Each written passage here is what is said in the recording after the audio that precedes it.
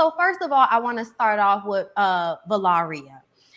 This episode, we see Valaria after she found out that that lady was not her mama and she was just a scary scamming like beat, okay? And we thought that she had shot Brianna, but no, it wasn't her. It was Jill's crazy ex-husband, okay? But either way, she was in the studio working on music that I feel like Eve wrote based on the cadence of the song that they were playing when she was in the studio rapping all hard and shit, like, you know, like she was feeling her J-Lo shit, you know what I'm saying? She was really into it.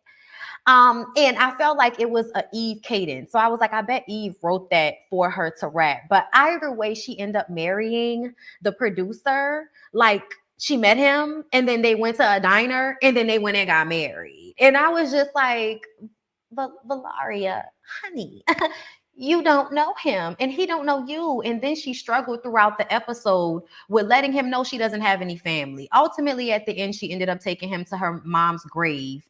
And that's when we realized that Brianna really wasn't dead. But y'all go ahead and give me, you know, what y'all thoughts on what's going on with Valeria. Why is that? You know, the hopeless romantic in me. I was excited about her marrying this stranger. I really was. I was excited that they talked the whole night, that they ended up at the diner. It's, you know, it was given Waffle House. And when they was at Waffle House, he was like, I know a place. I was like, they about to get married.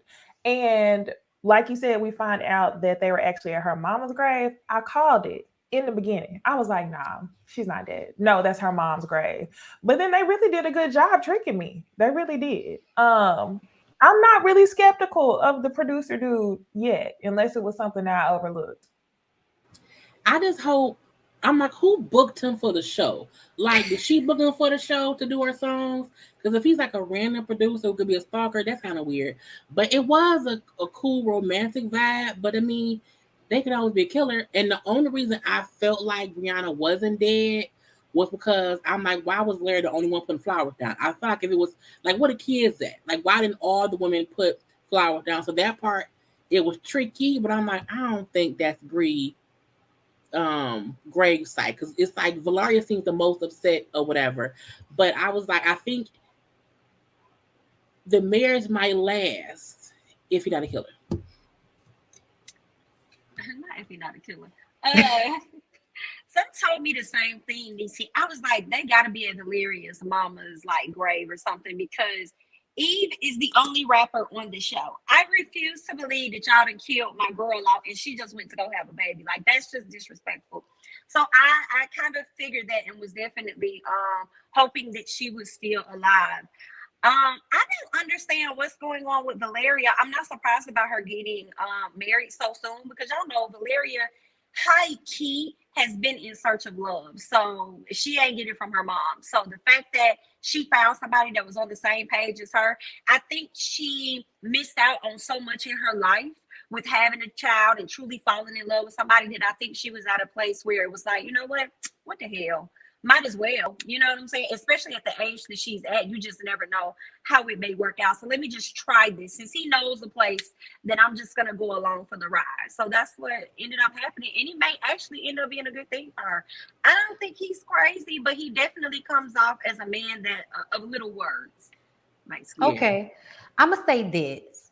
I was worried at first. But then at the end, when they went to the grave and she was finally honest about what happened with her mom and everything, and then he grabbed her hand and like let her know it was okay and that whoever she is, he's accepting of her, like that made me feel like, okay, girl, this might have been a great impulsive decision. Sometimes we make really great impulsive decisions. I'm thinking more of my sofa, but still, like, great impulse buy. Like, he's sexy, and you know, he felt like someone. He felt like someone who will welcome her into their family, so then she can have, you know, a part of his family as well if it all goes well, because you know they're gonna have an episode where she got to go and meet his people, and we're gonna have to see how sedity or bougie or crazy or whatever they are and how she fits into that dynamic. But moving on from her, Lil Muffin was everything this episode. Lil Muffin is in law school, y'all, and killing it. Okay, I was like, Little Muffin, come through with the legalese. Okay, I was really here for it. But then they came with the appropriation. Okay, the little young clear girl. Okay, Not who Becky wanted with to good hair. girl Becky with the good hair. 6'9". She was 6'9". She was She was doing a female lot. 6'9". She was doing a lot, and she was trying to get clout off of Little Muffin. Little Muffin kept saying, I'm retired, honey. Okay, I've done this. And she wouldn't leave Little Muffin alone. So eventually Little Muffin had to let her know. Okay, and then she used some of the legal terminology in the rap, and it had a lot of really like sweet, crazy intensity, which we all really like. You know, shout out to Nicki Minaj for creating that as a a form of expression in rap, as far as I'm concerned. So yeah, I was feeling Lil Muffin. What did y'all think? I like her on the show. I think she's cool. I like how she. Well, I think she seemed different. I like that they're showing someone who was one way, went through some drug stuff, whatever, got better. And now she know my end all be all should not be rap. I need something else to make myself happy. And how she was dedicated. Like, no, I gotta study. I gotta study. And only until she realized, okay, she on some bullshit. Let me respond, but still let me study. So I like how they're showing that she's not just one type of person, and how she kind of fits in as the little sister to the queen. So I think that It's just giving shows Megan the longevity. Stallion. I think You're I like right. that. I like that it makes it seem like the story won't get boring because something can happen between them watching her, because she's gonna make more mistakes, and they will too. So I like it can be the dynamic of new school and old school. Yeah, me too. And that's super hard to be in law school, and like this ain't no regular college. This law school that you're in, on top of trying to be an artist. At least she took a break, but it seems like she's about to, go back out there and get at it. I think that's dope. I think that's awesome. It was interesting to see that she's going to be out here fighting for the people. I guess she wants to be a DA. I kind of was expecting her to say like entertainment attorney, so that she'll be able to really understand the contracts, and she's so, intertwined with that industry already. So that may actually end up helping her herself at a later time. As far as the white girl appropriating, definitely was trash, but I'm not even gonna lie, and I'm not saying this person is trash at all, but I will say that I feel like they should have booked Mariah Lynn for that role. At first, I Oh, thought it was she would have her, been and now I'm like, perfect. oh, that ain't Stop her. playing with our Yeah, I thought it was girl. her. Okay. Yeah, She I'm would like, have why been y'all ain't perfect. just called? Y'all know Mariah Lynn be out here rapping it. Even if it would have been, I guess bogus, she probably would have wrote the raps better than that, and she just would have fit. Like, why y'all ain't just gonna reach out to Mariah Lynn and Next got her to time, play call that Mariah particular Lynn. role? Thank you. Absolutely. Right. Okay. I Lil got to Muffin shout out. Esquire. I got to shout out whoever is in charge of the hair, and I'm gonna say costume overall, because they did the slightest change to Lil Muffin. Did y'all notice before, when she was a rapper, she had that like Remy textured wig, colorful wig. But this Yeah. episode, she had a little yacky to it, little kinky, little Mm. something more natural that made her feel down to earth. And I was like, damn, down to the details. It was Love cute it. with the little, and the makeup was simple too. She just had her little wing Mhm. eyeliner and the eyelashes, and you could completely see like the change. I was like, oh, okay. It was definitely giving when Nikki showed up at I think it might have been an MTV Awards. I can't remember which one it was, Yeah. but she had on the black dress and she had the black wrap, and it was like Yes. long, and we was all like, why have you been like not doing this the entire time? And I Like, want her to go back. It's something we about do. I that hope. jet black straight hair on Nikki that just, when Mhm. she come back out, she needs to have a self-titled album, and she needs to give us like raw Nikki, like Bare. black. Oh, Because Yes, she's Nika. beautiful. She's yes. so beautiful, but I think she overdoes it with the filters and the makeup and the wigs. And it's like, we know you're naturally beautiful. We would appreciate you kind of like living in that. Stepping in that, She's yep. a Yeah, character. I think as an she's adult. always in character. I don't think we've seen the real Nikki yet.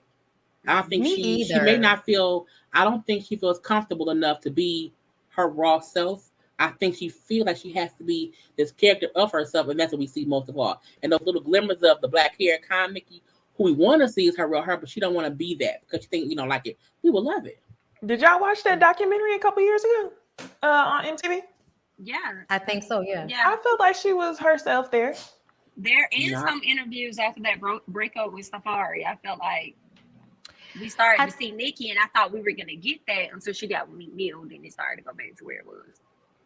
I think it's a battle. I think it's a constant battle of fighting between being who you feel like you are and being who everybody wants you to be, because you have to always be Nicki Minaj and show up, you know? So I think it's easier said than done, you know? But referencing rappers, okay, from New York, Remy Ma, okay, big beef, big beef. But Remy, oh my God, I was actually happy to see her. First of all, Remy looks great. Money and good health have done Remy like wonders. She's aging backwards. It's crazy how we see her from when she was in like her 20s and she looked like she was 40, and now she's like 40 and she looked like she in her 20s. It's crazy, okay? But her and Brandy came together. Her name is Zadie. Zadie and Brandy or Naomi used to be rival rappers back in the day, you know, real spit like that. And, you know, they went off and did their respective things. And Zadie is working at the grocery store and, you know, scratching and surviving good times with a terrible, like, you know, curly, wet, wavy bob, you know. And she doesn't want to really get back into music because apparently she was assaulted by an executive and he kind of blackballed her thereafter. But of course, Naomi convinces her to get in the studio and they did this song. And y'all, I have been obsessed with the song ever since it came out, like ever since I heard it. Like the hook, because I don't give a damn what they say, because I see you for who you are, taking your place on the throne. I want you to see it because I believe it. All the things we've been through. It's something, but it's when fire. I heard it, I was like, this is the real song. When I heard it, I was like, oh, this is the real song. Like, this is Brandy and Remy Ma. This ain't whatever her name is on the show. And, yes. yeah. But They would call like her you Lady said, Z.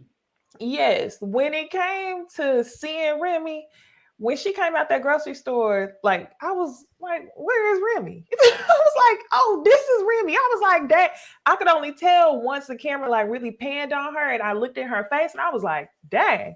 Because you know, the wig had her looking different, the uniform had her looking different as well. And like you said, money and health.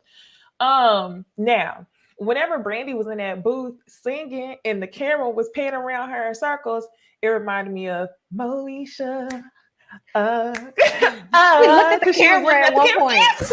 You saw when she looked at the camera? Yes, I saw it. I got so hyped. I was like, that's Moesha. But yeah, yes. No, it was cute. I like the storyline, but I wasn't impressed with her acting skills. Her rapping, yes. Well, Brandy, yes. But I was like, I just want her to. It felt like Remy.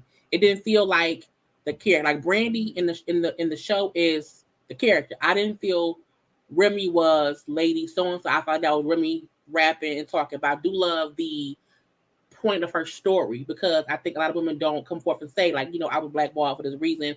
That man was an asshole. So I like the premise, but I feel like I want her to get better acting to less be her and be more encompass the actual character. It just felt like Remy to me, but it wasn't bad. But I'm like, that's Remy. Yeah. It was good to see Remy. Like Jaylee mentioned, the storyline around it. I like that. It made me think about the industry and how many women are not as successful because of situations like that, but we're led to believe something completely different. So I feel like some of the stories that they give, there's truth to some of it. I really feel like there is a lot of truth to what they showing us. So I'm looking forward to seeing how this is going to be. I like the rapping. I like Remy rapping. I'm wondering when I was hearing Brandon wanting to give her this redemption moment, I was wondering if Remy was going to take that along with her own career, because we haven't seen her actually drop something. It's usually like singles or something that she do with Fat Joe. But I feel like she probably think the industry doesn't really believe in her or whatever. So I'm just wondering what's going to come from this role that she has with the show. Is she going to go forward in her own career in real life? I hope she does. And I also hope that what they're doing gets mimicked in real life at some point, because they decided to form their own record label and they signed her to the record label so that they can support her in being the type of artist that she wants to be. Because that's the issue, is that they sign you and then they try to change you into what they want you to be versus allowing you to be an artist. And we all know that as soon as everybody starts switching up their style, they start going downhill. It's always them first 2 albums when they was really in the mud that everybody always go back to with certain artists. But with Remy, I really agree. I hope that she takes this. When I heard the song, I was like, this is good. Like her with Brandy was like I almost felt like Brandy and them wanted to give her this opportunity in real life, like this opportunity to have a resurgence in the music, because she's been chilling, like really, really chilling and doing everything but, rapping. And I feel like this is definitely what she needs to be doing, because she's still really sick. She's still really sick with it. Like I was into that song, man. But yeah, y'all, Jill. Oh my God. Y'all, first of all, I want to say it kind of just gives me a little bit of joy thinking about the fact that Notori at this moment is the most famous of the 3LW girls. Even though we like everybody, we cool with everybody now. You know what I'm saying? But I'm still kind of like, I'm enjoying the fact that Notori is like shining and acting. And her, she was acting on the show. Like she was actually, filming a show while she's on Queens now. But she's having a really hard time dealing with the fact that her ex-husband shot Bree. And it's a lot of guilt. So she's having nightmares. And child, she went looking for that white girl. And she had it, but then she threw it out the window. But then she got pulled over by the police. And then she got arrested. And then everybody had to come through and get her. And it's like, well, now we got to try to fix it, Jesus. And I hope they fix that bang that they had her wearing, because that was bad. But I almost did drugs bang. Yeah. Because they had her walking out like she was on drugs. I was like, damn, y'all got her walking out in shambles.